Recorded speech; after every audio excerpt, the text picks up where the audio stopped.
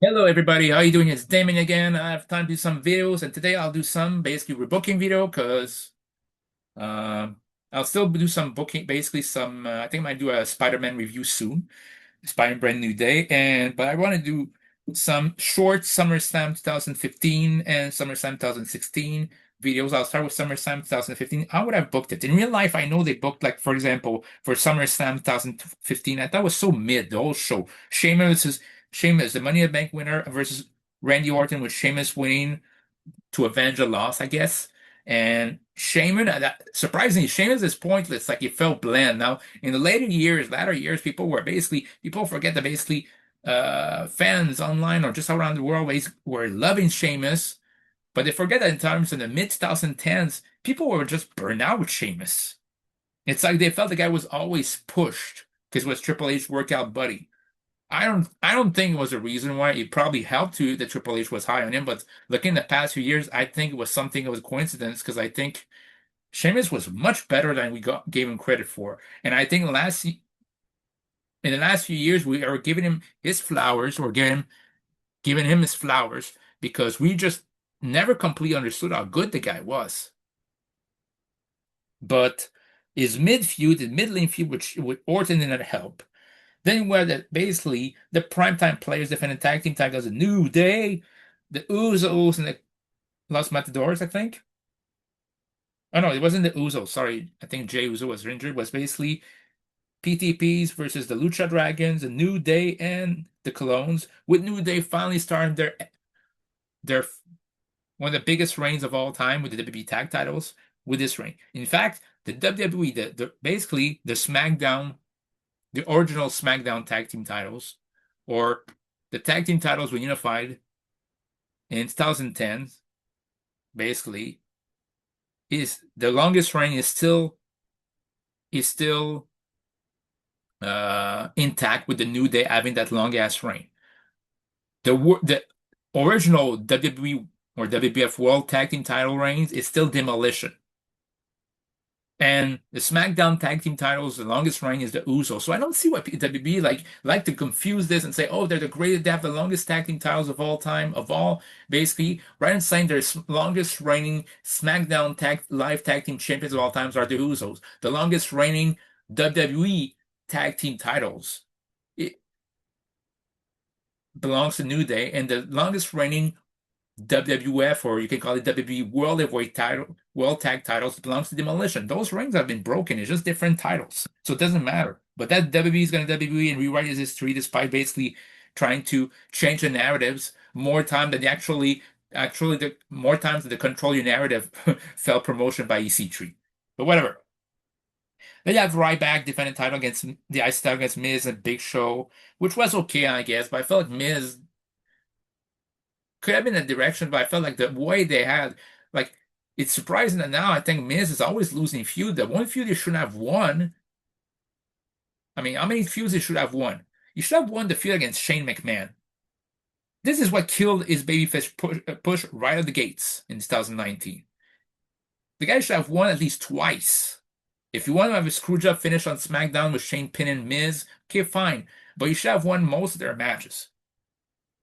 But what killed basically this is, like, Miz often lose big time feuds and sometimes should win. I think one of the last feud that you won was either against Otis or against this one against Damon Sandow. And with Sandow, he shouldn't have lost. He shouldn't have, and Sandow should have won, sorry. But because he got over at a time that Vince McMahon was basically, and Kevin Dunn, both the Beaver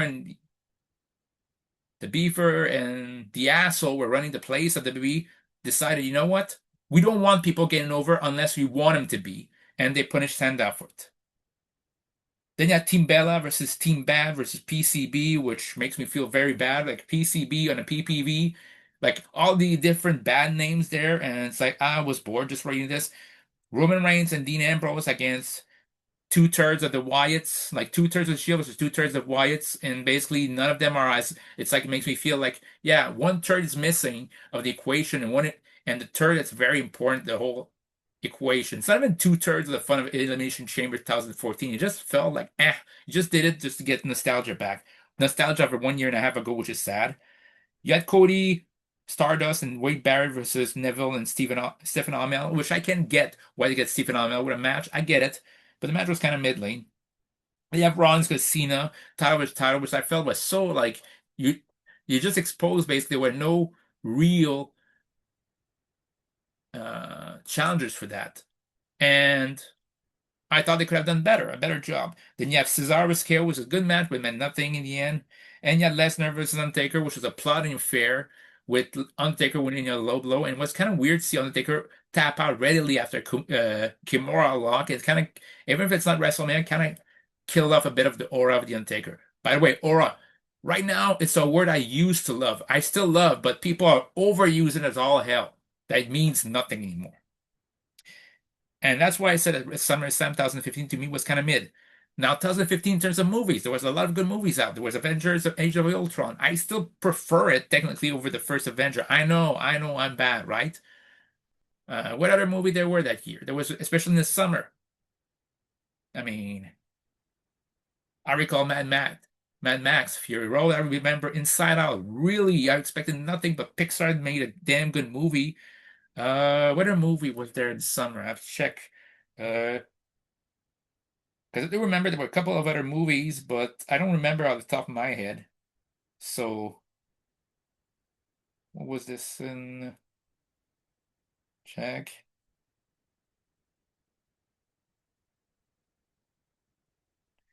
I mean, what other movie were there? There was Fast Seven, basically the last Fast and Furious movie with Paul Walker in it, which was pretty good. But there was also like the first Jurassic World movie, which I felt was the best of the whole bunch. But then again, Jurassic Park 1 is the best of the whole bunch. Afterwards, it just goes downhill. Yet Ted 2, which I felt like was pretty much maligned. Like not as good as the first one. Please don't tell me it was bad. It was just it's like to me it's like Anchorman 1 to Anchorman 2. The first one is generic, the other one is kind of funny, but it's not as good. But it's not bad either. You have Mission Impossible, Rogue Nation, which of the four last Mission Impossible, actually the five last ones, the fourth to eighth one, I thought was the weakest effort. The last one, like a Final Reckoning, was just a bit too long, but it was pretty good still. Yes, Straight Outta Compton. Basically, I love that movie, and I thought it was some shame it wasn't nominated the Oscars. Paul Giamatti was very good in his role. Uh, what other thing there was in the summer? Terminator Genisys.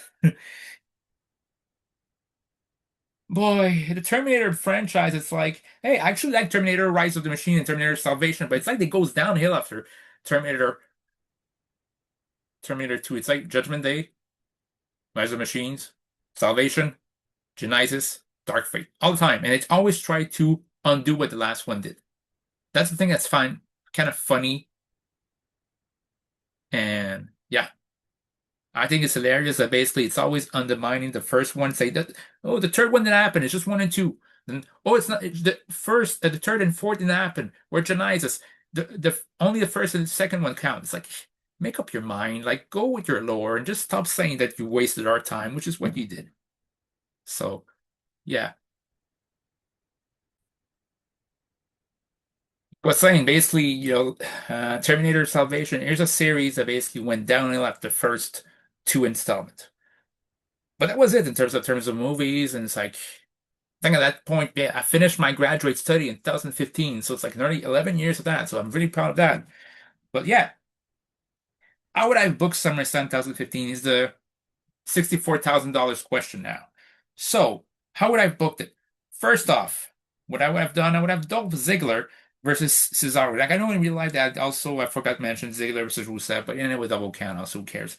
I thought Ziggler versus Cesaro would be a good way to start off the card of SummerSlam 2015. You could have Cesaro win.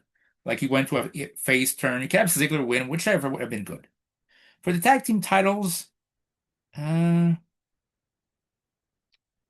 think for the tag team titles, I would keep it the same thing as in Primetime Players versus the Lucha Dragons, the New Day versus the Colons, because in doing proxy to not having too much tag teams. And how the New Day win. I would also have Stardust and Wade Barrett take on R-Truth and Stephen Amell. Again, I said I understood why there was this in the card, but I felt like you Neville deserved I wouldn't have wasted Neville in that spot. Then for the IC title, again, just a slight modification. I would just have Ryback versus The Miz. It's a big show, but I have Davian Sandow in that match. And I would have Davian Sandow kind of get some wins over The Miz to qualify for that match. But yeah, Miz will be taken out. We will see basically the equivalent of Damien Sandow's finisher. Big Show delivers uh, delivers a WMB to Damien Sandow. Big Show gets caught into shell shock by Ryback, and Ryback decides to hit a frog splash on Miz to win the match. That's what I would have done. Then, as I said, there was a two-thirds of the Shields versus two-thirds of the Wyatts. I would basically modify it a bit, so it basically be 6-on-6. And it would be, in this case, I would have Bray Wyatt. I would have Bray Wyatt, Eric Rowan, and Luke Harper team up to take on Roman Reigns, Dean Ambrose, and the mystery partner Sting. And I would have Sting actually get a big win on pay-per-view. How about that? Sting would have pinned, basically Bray Wyatt wouldn't be the one pin. I think it's like Sting would pin Eric Rowan after a Scorpion Death drop, 1, 2, 3. Then for the Divas title, you can have Nikki Bella with Alicia Fox and Brie Bella versus Charlotte Flair with Becky Lynch and Paige, and versus Naomi with Sasha Banks and Tamina. And I would have Nikki Bella retain by pinning Naomi. Then again, I would have Naomi win the Divas title earlier that year, and Nikki Bella would have regained it somewhere like in Money in the Bank. And the reason is because Charlotte Flair is going to win the next pay-per-view, and I'd rather have it there at that moment, pay-per-view. I think it was Night of Champions. I would have Night of Champions 2015. Charlotte wins the Divas title. But for that night on Divas title, I would have Nikki Bella lose the title to. I would have retained over by pinning Naomi. Then for the United States title, I'd have John Cena defend against Kevin Owens. I mean, I think basically like I wouldn't have basically John Cena beating Kevin Owens by submission. I would have John Cena beating him once, and this will be the rubber match. And you can have Kevin Owens actually win the US title that night. So yeah, for the B title, I have Seth Rollins versus Neville due to their uh, basically their great match on Raw, basically the disputed finish. And this time we have Seth Rollins having a decisive win against Neville. You have Sheamus versus Kane, Big Red Machine versus Big Red Sheamus, and this is how you put Sheamus over. Sheamus beat. Actually, no, I would have Kane win because then Kane becomes #1 contender for the WWE title for Seth Rollins. He doesn't win it, but he's still #1 contender like this. Then you have Randy Orton versus Rusev. I have Randy Orton win. And penultimate match will be basically like just Fandango beating Adam Rose just in like 2-3 minutes.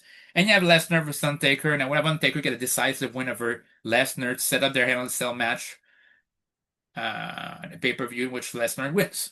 That's how I would have booked SummerSlam 2015. I know it still wouldn't be the greatest SummerSlam of all time. It still would be kind of mid compared to others, but I felt like it would have been improvement. Let me know what you think in the comments down below. Catch you guys later. Peace.